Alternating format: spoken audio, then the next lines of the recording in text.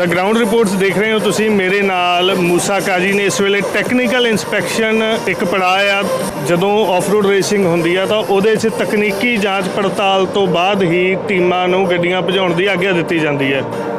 ਤਾਂ ਤਕਨੀਕੀ ਜਾਂਚ ਪੜਤਾਲ ਦੇ ਵਿੱਚ ਪਹਿਲਾ ਪੜਾਅ ਦਸਤਾਵੇਜ਼ਾਂ ਦੀ ਜਾਂਚ ਦਾ ਹੁੰਦਾ ਹੈ। ਦਸਤਾਵੇਜ਼ਾਂ ਦੀ ਜਾਂਚ ਕੀਤੀ ਜਾ ਰਹੀ ਹੈ। ਦਸਤਾਵੇਜ਼ਾਂ ਦੀ ਜਾਂਚ ਇਸ ਕਰਕੇ ਕੀਤੀ ਜਾਂਦੀ ਹੈ ਤਾਂ ਜੋ ਕੋਈ ਵੀ ਪਾਰਟ ਕਿਸੇ ਤਰ੍ਹਾਂ ਦਾ ਡੁਪਲੀਕੇਟ ਨਾ ਹੋਵੇ, ਸਾਰੇ ਜੈਨੂਇਨ ਪਾਰਟ ਜਿਹੜੇ ਹਿੱਸੇ ਨੇ ਉਹ ਵਰਤੇ ਗਏ ਹੋਣ।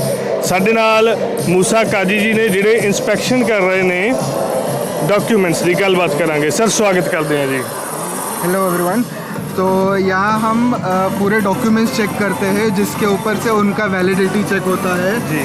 जो 3 साल से ज़्यादा की एक्सपायरी नहीं होनी चाहिए क्योंकि ये चीज़ काफ़ी इम्पैक्ट करती है ड्राइवर सेफ्टी के ऊपर।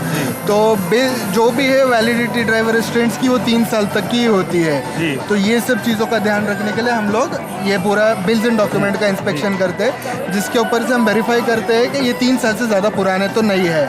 और जो भी है एक्चुअल मैन्युफैक्चरर जैसे कि हेलमेट हमारा हो गया, हेलमेट के ऊपर आजकल काफ़ी डुप्लीकेट चीज़ें भी आती है कि जिसके ऊपर ECR 2205 का मार्किंग नहीं होता है बट स्टिल वेंडर बेचते हैं ECR 2205 के मार्किंग के बगैर टीम्स को जो वैलिड नहीं होता है। तो यही सब चेकिंग के लिए हम बिल्स एंड डॉक्यूमेंट स्टेज पे ये एक इम्पॉर्टेंट चीज़ है, चेक करते हैं कि ये आगे किधर इशू ना करे, ड्राइवर सेफ्टी के रिलेटेड में ये हार्म ना करे। तो ये सब चीज़ें चेक होती है। और फिर ट्रांसपॉन्डर्स चेक होते हैं जिसके ऊपर से गाड़ी का एक्टिव डेटा जो हमें ट्रैक के ऊपर से मिलता है कि दोनों ट्रांसपॉन्डर का एक्टिव डेटा हमारे पास आए जिससे कोई टीम्स को तकलीफ ही ना हो और उनका एक्चुअल डेटा हमारे पास उनके स्कोरिंग में हेल्प करे।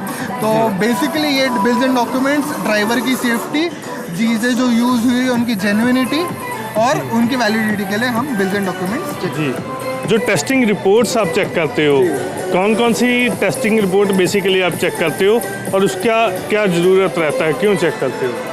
टेस्टिंग रिपोर्ट्स हम बेसिकली एक ISO या NABL एक्रेडिटेड लैब्स की चेक करते हैं जिसके ऊपर से जो उनका करंट ईयर का मेटल जो यूज़ किया है उन्होंने, जो भी समझो 4130 यूज़ किया है तो उनका यील्ड स्ट्रेंथ हमारा यील्ड स्ट्रेंथ का मिनिमम क्राइटेरिया 365 से ज़्यादा होना चाहिए।